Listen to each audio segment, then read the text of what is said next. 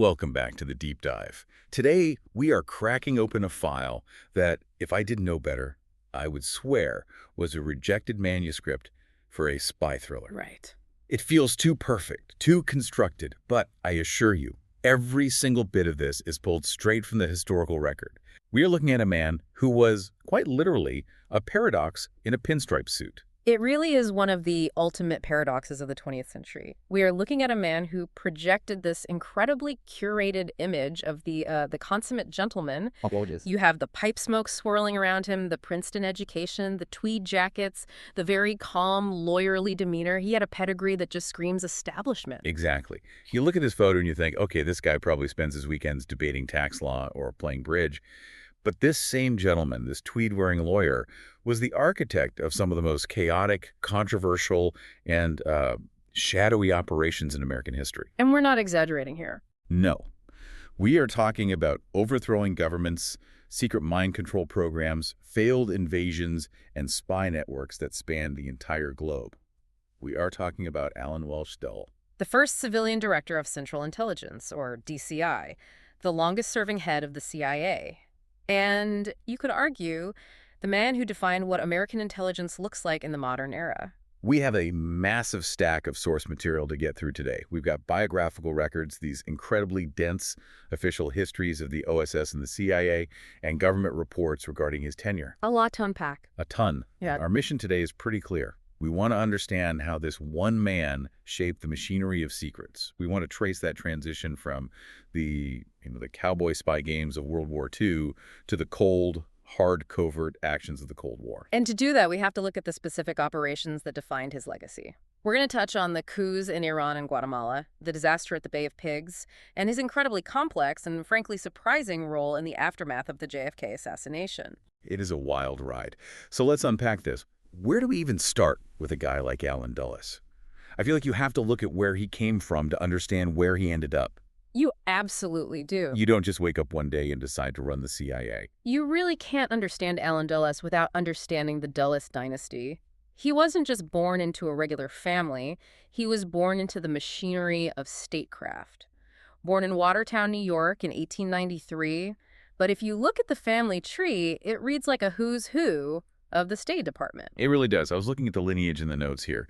His grandfather was John W. Foster. Right, who was Secretary of State under Benjamin Harrison. A huge figure. And then his uncle by marriage was Robert Lansing. Secretary of State under Woodrow Wilson. And then, of course, the most famous connection, his own brother, John Foster Dulles. Who was 5 years older than Allen and eventually became Dwight D. Eisenhower's Secretary of State. So just pause and think about that dynamic for a second. I mean, the pressure. You have a grandfather, an uncle, and a brother who all held the highest diplomatic office in the land. The conversations around the dinner table must have been intense. Right. You can't just come home with a B- in math. It must have been. So what are your thoughts on German naval expansion? It creates a specific worldview. It's not just patriotism. It's a sense of ownership. You grow up believing that your family is the government. You aren't just a citizen, you are a steward of the state. That's a great way to put it, steward of the state. But there's another layer to his upbringing that the sources highlight, which is the religious aspect. His father, Allen Macy Dulles, was a Presbyterian minister. The sources describe his parenting style as mixing theological liberalism with stern orthopraxy. Stern orthopraxy. I had to double-check that term when I was reading through this. It essentially means correct conduct or strict adherence to religious practice, right? Exactly. It means that while the ideas discussed might be liberal or open-minded, the behavior must be rigid.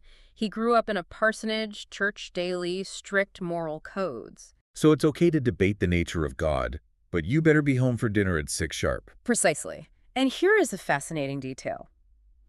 His parents didn't trust public education. They thought it was beneath them, or perhaps corrupting. So Allen was homeschooled by various private tutors. That is a huge detail. It is. It created this very insulated, very intense intellectual environment where you are told you are special, chosen, and destined for leadership. You don't have the rough and tumble of the playground to humble you. No, you're in a bubble, a very powerful, very well-connected bubble. You are the center of the universe. So he eventually goes to Princeton, graduates, teaches in India for a bit, which is a whole other story we don't have time for, and then enters the diplomatic service in 1916. And this brings us to one of my absolute favorite anecdotes from the source material. It captures the essence of Allen Dulles so perfectly. Ah, yes. It's what I call the misconnection of the century. This is a legendary story in intelligence circles. It's almost too good to be true, but Dulles himself confirmed it. He told it on himself. So set the scene for us. It's April 8, 1917. Dulles is stationed in Bern, Switzerland at the U.S. Embassy. He's a young diplomat, barely in his mid-20s. And you have to remember, Switzerland in 1917 is the epicenter of European intrigue. It's a neutral zone in the middle of World War I. So it's a hotbed of revolutionaries, spies, exiles, artists. Everyone who's anyone or wants to be is there because it's the only place they can be. Right. So he's the officer on duty, and he gets this phone call. It's a Russian exile who is desperate to meet with someone from the American embassy. The man on the phone says it is urgent. He needs to talk to someone now. A very insistent Russian gentleman. And Dulles basically blows him off. He had other plans. The sources imply he likely had a tennis date with a young woman or wanted to socialize at the club. A very Allen Dulles thing to do. Very. He was a young bachelor in a European capital. He didn't want to be bothered by some ranting radical on the phone on a Sunday. He basically told the guy, look, the office is closed. Call back tomorrow. So he hangs up, goes to his tennis match. But the very next day, that Russian exile gets on a sealed German train to travel to St. Petersburg to start a revolution. Yeah. That man on the phone was Vladimir Lenin.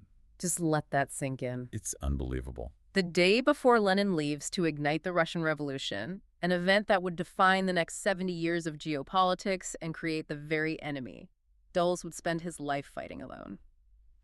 Allen Dulles had a chance to sit down with him, and he took a pass to play tennis. The irony is just staggering. Dulles himself told this story later in life, almost as a warning about the perils of underestimating people. It shows a bit of that aristocratic blind spot we talked about, doesn't it? The idea that important things happen to people like us, not to ranting exiles on the phone.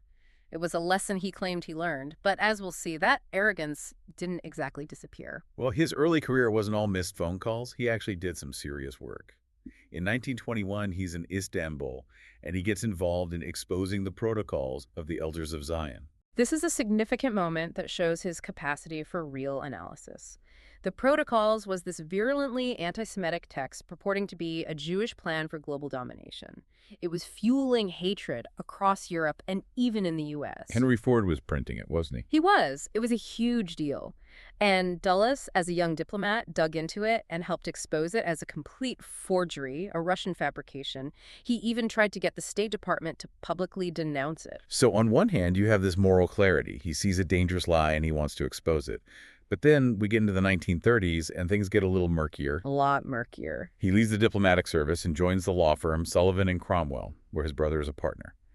And he starts meeting with some very questionable characters. This is where the gentleman lawyer meets the realities of 1930s geopolitics. Sullivan and Cromwell was and is a powerhouse. They represented massive corporate interests, huge German companies.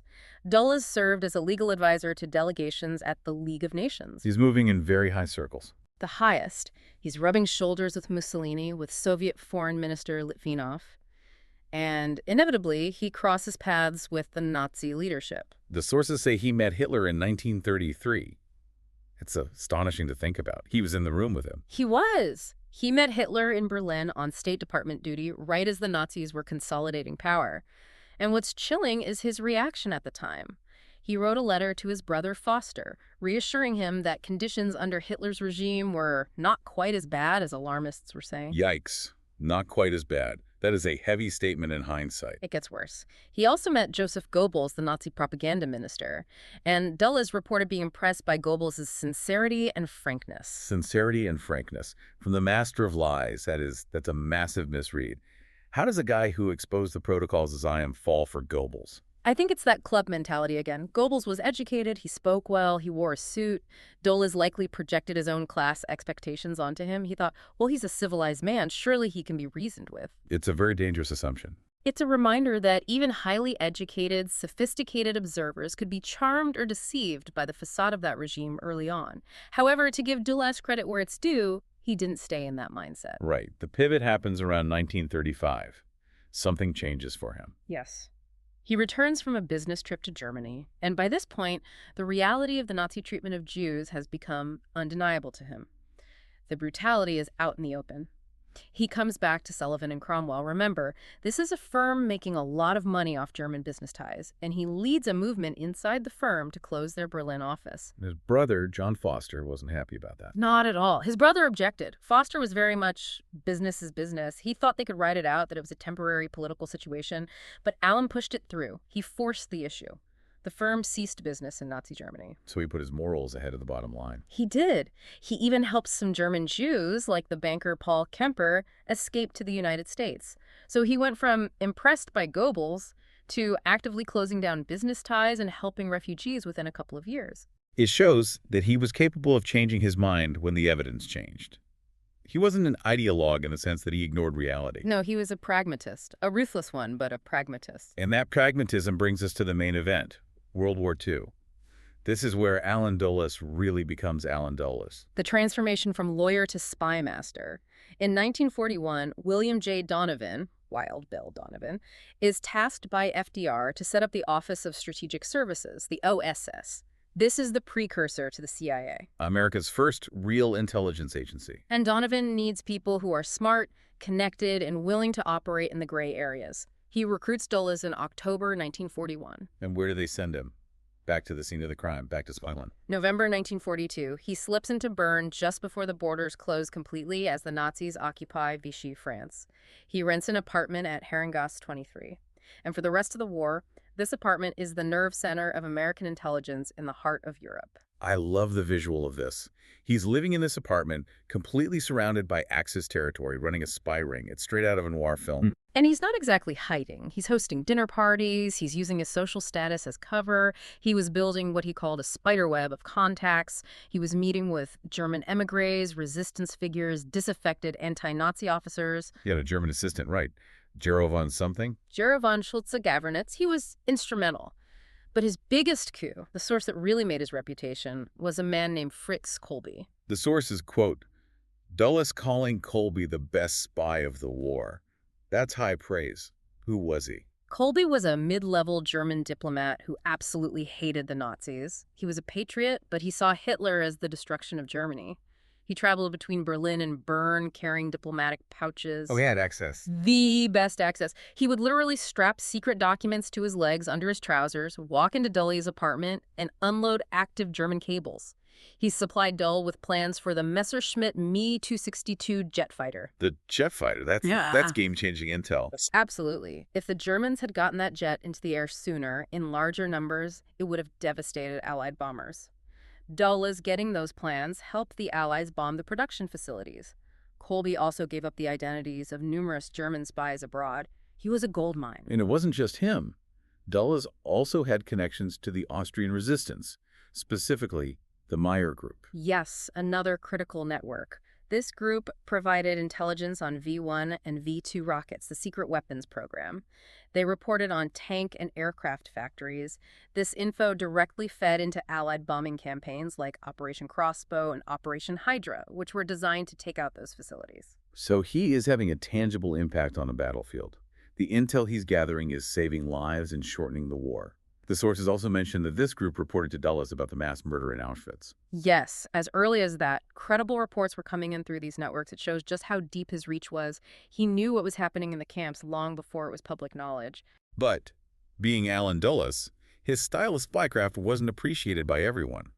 He had a pretty rocky relationship with the British intelligence service, MI6. Oh, the British did not like him. No, they did not. They found him amateurish, reckless. Suspicion is putting it mildly. They thought he was a cowboy. The assistant chief of MI6, a man named Claude Dancy, famously called Dulles a fool. Ouch! A fool. Why? What was the issue? Dancy said Dulles swallows false information easily. They felt he was too eager to make a splash, too trusting of any shady character who walked through his door with a supposed secret. They saw him as undisciplined. And there was a specific case that really highlighted this, right? The Gisevius case. Right. Hans burned Gisevius. This is a crazy story about risk tolerance. Gisevius was a German military intelligence officer, an Abwehr officer who claimed to be anti-Nazi. He was one of Dulles' key sources. But MI6 didn't trust him. Not for a second. They were convinced he was a double agent, feeding Dulles a mix of real and false information to mislead the Allies. At one point, Gisevius told Dulles that the Germans had broken Dulles' codes, that they could read his encrypted messages to Washington. Okay, so logically, you stop using the codes, right? That's spying 101. If your channel is compromised, you shut it down. A normal intelligence officer stops Dulles. He kept using the codes. He sent a report to Washington about the meeting with Gisevius using the very ciphers he had just been told were compromised. That's insane. MI6 was furious. They thought he was endangering not just his sources, but theirs too. It was unbelievably reckless. Why would he do that? Was it just arrogance? Did he think he knew better than everyone? I think it was a mix of arrogance and a calculated gamble. He might have thought Gisevius was lying about the codes to test him, or he might have thought the intel he was sending was so important that it was worth the risk. It shows that Dulles had a very, very high tolerance for risk, a trait that would define his later years at the CIA. He believed his intuition was better than the rules. Always. And that risk-taking behavior culminated at the end of the war with something called Operation Sunrise. This is a controversial one. Very. So it's early 1945, the war is winding down. Dulles enters into secret negotiations for the surrender of all German forces in northern Italy. The goal being to end the fighting there quickly, save lives. Sounds noble on the surface. On the surface, yes. But to do it, he negotiated directly with SS General Karl Wolff. An SS general, not a regular Wehrmacht army officer, but the SS, the worst of the worst, a man directly implicated in the Holocaust. Exactly. And historians have criticized this heavily. They argue that Dulles offered Wolff protection from prosecution at the Nuremberg trials in exchange for the surrender.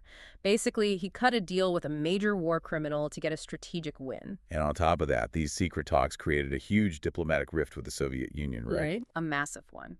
The Soviets were our allies at this point, still fighting and dying on the Eastern Front. Stalin found out about these secret meetings and became absolutely paranoid. He felt the Americans and British were cutting side deals with the Nazis behind their backs, maybe even planning to team up against him. You can see his point. You can. This mistrust over Operation Sunrise arguably helped set the stage for the Cold War. Dulles was already pivoting. He saw the Nazis as the old enemy and the Soviets as the new one. So he ends the war by alienating our biggest ally and protecting a Nazi general. But before we get to the Cold War, there is another shadow hanging over this period. The sources mention Nazi gold. This is where his background at Sullivan and Cromwell comes back to haunt him. As the Third Reich was collapsing, there were serious allegations that Dulles and his old law firm helped German industrialists move Nazi funds out of Germany to safe havens in Switzerland and Argentina. The idea being to preserve their wealth for a potential post-war comeback, a Fourth Reich. Essentially. The source material mentions a connection to Heinrich Himmler's plan and a business associate of Dulles named Kurt Baron von Schroeder, who was a Nazi banker. The allegation is that Dulles and Schroeder created shell companies to move this wealth, to protect the assets of the very industrialists who had bankrolled Hitler. Did anyone try to stop this? Yeah. Or look into it? FBI Director J. Edgar Hoover tried. He was deeply suspicious of Dulles and his connections. He wanted to investigate. But the political pressure was immense, and no formal investigation ever really took off. It's a very dark, unresolved chapter. It really suggests that for Dulles, the enemy changed very quickly from the Nazis to the communists, and he was willing to use former Nazis and their money to fight that new battle. It was the ultimate pragmatism or cynicism, depending on your point of view. So the war ends. The OSS is dissolved. But Allen Dulles isn't done.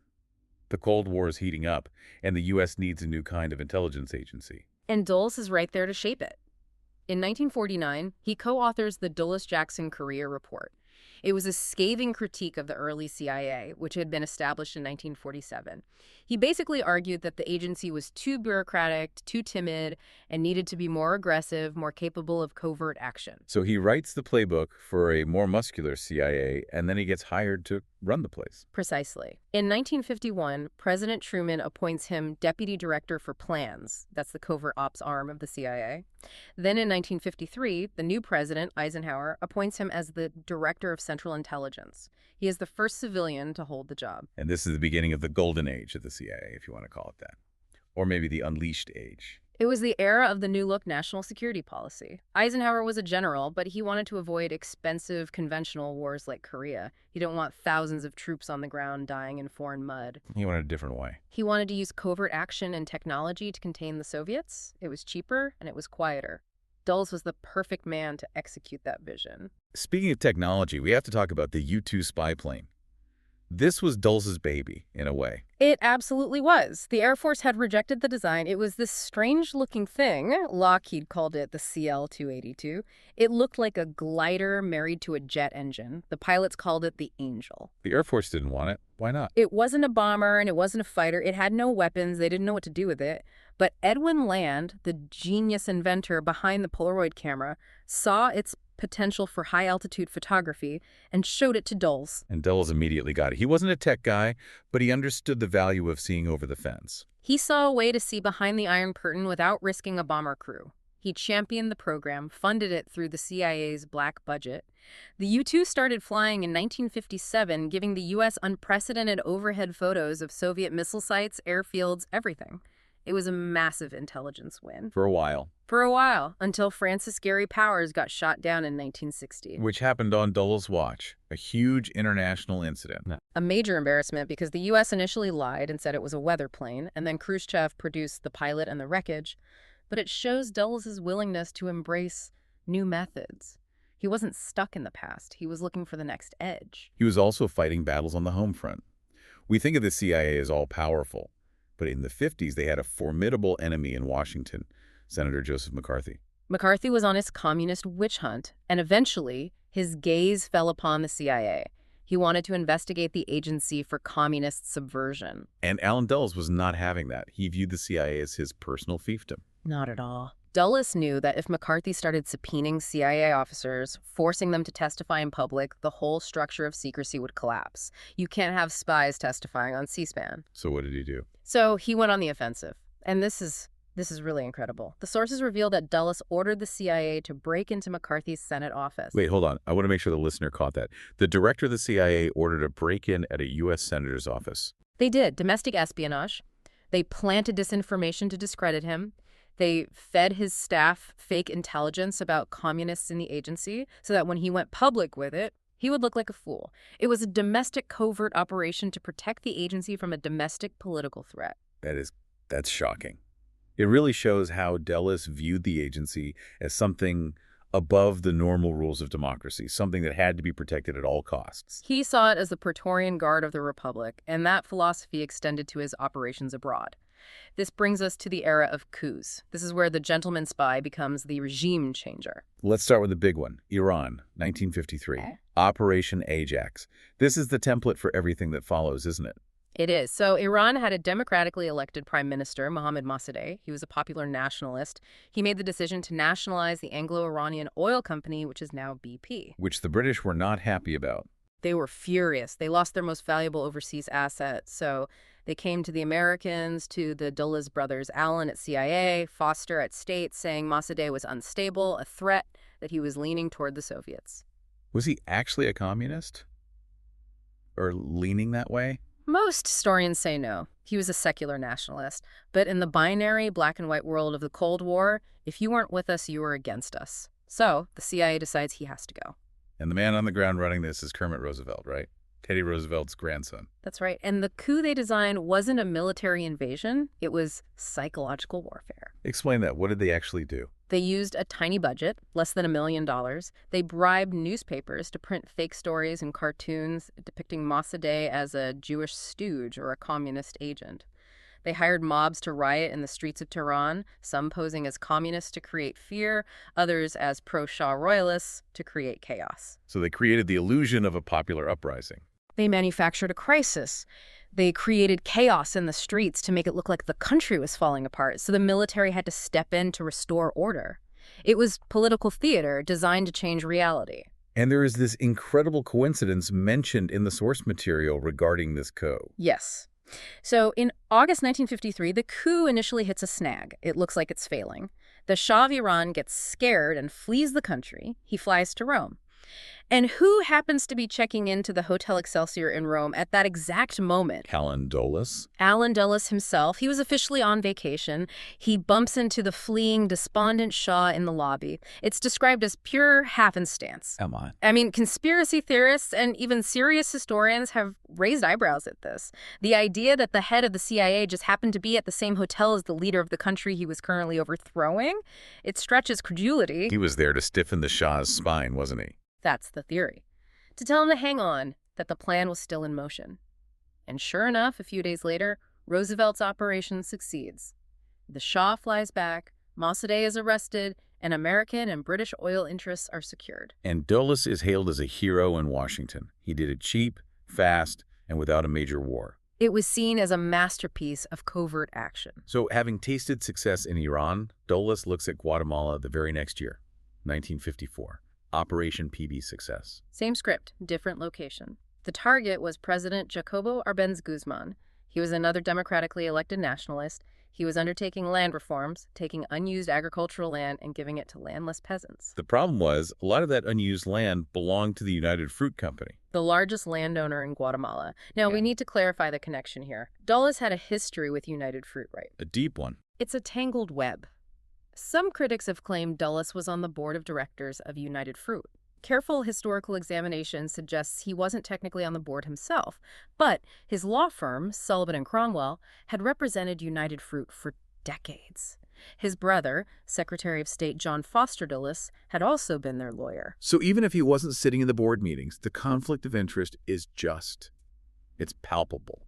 He's using the CIA to protect the interests of his old law firm's biggest client. Absolutely. The Dulles brothers essentially labeled Arbenz a communist threat because his policies were hurting their friends' profits. And the methods were even more psychological this time. How so? The CIA set up a clandestine radio station called the Voice of Liberation that broadcast fake news into Guatemala about a massive rebel army approaching the capital. They jammed the government's communications. They hired a few pilots to fly over the capital and drop Coke bottles to make whistling sounds like falling bombs. Coke bottles. And blocks of dry ice to make loud bangs when they exploded. They terrified Arbenz into resigning without a single U.S. soldier firing a shot. It was a pyrotechnic coup, all smoke and mirror. It was. And again, it was hailed as another huge victory in Washington. It kept communism out of the Western Hemisphere. But looking back, these operations destabilized these regions for decades. The Shah's brutal regime in Iran eventually led to the 1979 Islamic Revolution. Guatemala descended into a brutal civil war that lasted 36 years and killed hundreds of thousands of people. So the cheap victory had a very, very expensive long-term cost. The catastrophic one. But in the 50s, inside the Beltway, Dulles was seen as a magician. He could make problems disappear, until he couldn't. We have to talk about the Congo, 1960. Tris Lumumba, a very different situation. This was post-colonial Africa. Lumumba was the first democratically elected prime minister of the Congo. He was charismatic, a Pan-African nationalist, and Dulles viewed him as a grave danger. Why? Was he communist? He was non-aligned, but he made overtures to the Soviet Union for aid after Belgium and the U.S. rebuffed him. For Dulles, that was a red line. He worried Lumumba would invite the Soviets into the part of Africa to help with post-colonial development. And the sources are very specific here. This wasn't just about regime change anymore. No. This was an escalation. The sources explicitly state that Dulles authorized a plan to assassinate Lumumba. He cabled the CIA station chief in Leopoldville, saying Lumumba's removal was an urgent and prime objective. He allocated $100,000 to the operation. And they sent a scientist, didn't they? With a very specific weapon. Yes. The head of the CIA's technical division, Sidney Gottlieb, the same man who ran MKUltra, was sent to the Congo with a tube of poisoned toothpaste. Poisoned toothpaste. That was the plan. To infect Lumumba with a lethal biological agent. Now, that specific CIA plan didn't materialize. Lumumba was eventually captured and killed by his political rivals with Belgian and likely CIA complicity. But the intent from Dulles was clear. He was willing to order the cold-blooded murder of a foreign head of state. It's a chilling escalation. But the real turning point, the moment the magic ran out and the whole enterprise came crashing down, was Cuba. The Bay of Pigs, April 1961. This was the disaster that broke Dulles' career. So set the scene for us. Fidel Castro has taken over Cuba in 1959. The U.S. wants him gone. The CIA plan, which actually started under Eisenhower, was to recruit and train a brigade of anti-Castro Cuban exiles. They would land at a place called the Bay of Pigs, spark a popular uprising among the Cuban people, and overthrow Castro. He was supposed to be another Guatemala, a cheap, easy win. Exactly. They thought the people would rise up, just like the CIA radio stations told them to. They were supremely confident. But it was a catastrophe from start to finish. What went wrong? Everything. First, the element of surprise was lost. Castro knew they were coming.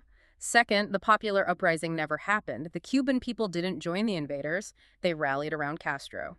Third, Dulles had assured the new president, John F. Kennedy, that if the invasion failed, the exiles could melt into the mountains and become guerrillas. But he hadn't looked at a map. The landing site at the Bay of Pigs was surrounded by impassable swamps. There were no mountains for miles. That is a staggering oversight. That's not even spycraft, that's just basic geography. It is. It was a failure of intelligence at the most fundamental level. And when the invasion started to fail, Kennedy got cold feet about sending in the U.S. military to save them. Kennedy refused to provide overt U.S. air support because he didn't want to start World War III over Cuba. So the exiles were left on the beach. Pinned down, captured, or killed. The CIA's credibility was shattered. It was a public, humiliating failure on the world stage. Dulles called it the worst day of my life. President Kennedy was furious, absolutely livid. He reportedly said he wanted to splinter the CIA into 1,000 pieces and scatter it into the winds. That is a famous quote. And he started by firing the leadership. In late 1961, Dulles and his two top deputies, Richard Bissell and Charles Cabell, were all forced to resign. But Kennedy, being a very savvy politician, did it with a bit of theater. He didn't just fire him in a memo. No. On November 28, 1961, Kennedy went to CIA headquarters in Langley to dedicate the new building. It was a big ceremony.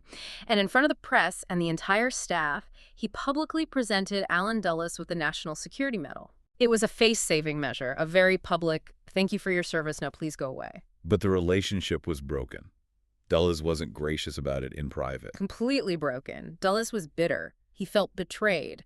He later told the journalist, that little Kennedy, he thought he was a god. He couldn't handle the fact that this young president had ended his career. He blamed Kennedy for losing his nerve at the Bay of Pigs and not committing the full force of the U.S. military. So Dulles is out. He's retired. He writes a book, The Craft of Intelligence. He's supposed to be fading into history. But then, November 22, 1963 happens. JFK is assassinated in Dallas. And we enter the final and perhaps the most twisted chapter of Allen Dulles' public life. The new president, Lyndon Johnson, creates the Warren Commission to investigate the assassination. And who does he appoint as one of its 7 members? Allen Dulles. The man JFK fired. The man who privately despised JFK. It is the ultimate conflict of interest. It's an appointment that critics have pointed to for 60 years. Why would you put the man who was fired by the victim in charge of investigating the murder? It makes no sense on the surface. So what was the logic or the strategy? Why did LBJ do it? The prevailing theory, supported by historians like Stephen Kinzer, is that LBJ put Dulles there to coach the commission, to be the inside man. Coach them on what? On how to handle the intelligence world, on how to interview CIA witnesses, on what questions to ask, and more importantly, what questions not to ask. You mean where not to look? Exactly. You have to remember, at this time, the CIA's attempts to kill Castro, the mafia plots, the exploding cigars, the poison wetsuits, were some of the deepest, darkest secrets in the U.S. government. JFK knew about some of it, his brother RFK was deeply involved, and Allen Dulles, of course, knew everything about it. So if the commission started digging too deep into Lee Harvey Oswald's potential connections to Cuba or to intelligence agencies, they might stumble on the CIA's own assassination plots against Castro. Precisely. And that would have been a geopolitical nightmare. If the American public found out that their government was secretly trying to murder foreign leaders, it could have triggered a war with the Soviet Union or Cuba. So the theory is that Dulles wasn't there to find the truth about who killed JFK. He was there to protect the agency's secrets. And here is a really surprising detail from the sources. Robert F. Kennedy, the president's brother and attorney general, also urged LBJ to put Dulles on the commission. Which seems insane, right? Why would Bobby Kennedy want his brother's enemy on the investigation? But it goes back to the same thing. Bobby was deeply involved in the anti-Castro plots, maybe even more than his brother. He needed someone on that commission who knew where the bodies were buried, literally, and would make sure they stayed buried. He needed a professional secret keeper. And there was no one better at that than Allen Dulles. So Dulles served his purpose one last time. He shaped the narrative. The sources say he was the most active member of the commission. He was. He attended the most hearings, he guided the questioning, he skillfully steered the investigation away from the CIA, and in the end, the commission concluded that Oswald acted alone and that there was no conspiracy, foreign or domestic. The CIA's dirty laundry remained hidden for another decade until the Church Committee hearings. It's fascinating and chilling to think about. The gentleman Sky ended his career by burying the secrets of the president who fired him, possibly to protect the presidency itself from scandal. And he lived out the rest of his years as this elder statesman of espionage. He wrote another book, gave speeches. He died in 1969 of influenza and pneumonia. He's buried in Baltimore. When you look back at his entire life, what stands out? He's such a man of contradictions. He really is. He was a man who exposed forged anti-Semitic texts and saved Jewish refugees, but also negotiated with SS generals and toppled democratically elected governments. And he was the gentleman spy in his public life, but his private life was complicated. Yeah, very. His own sister Eleanor is quoted as saying he had at least 100 extramarital affairs, even during his time as DCI.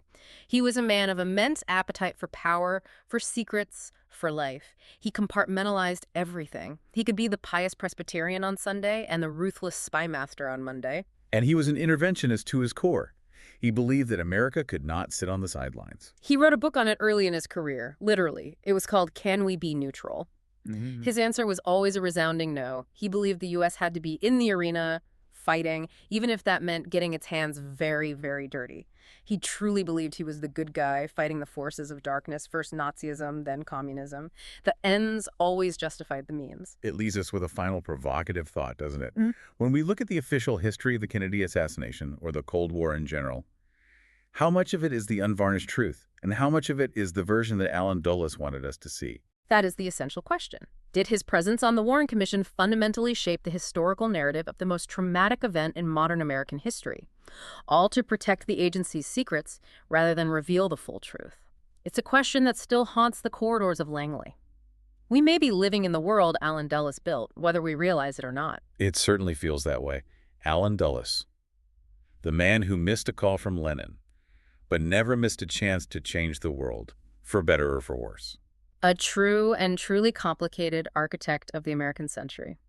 Thank you for listening to this deep dive. We encourage you to look closer at the intersection of intelligence and democracy. It's a blurry line, and Allen Dulles spent his whole life walking right on top of it. Indeed. It's a line we're still trying to find today. See you on the next deep dive.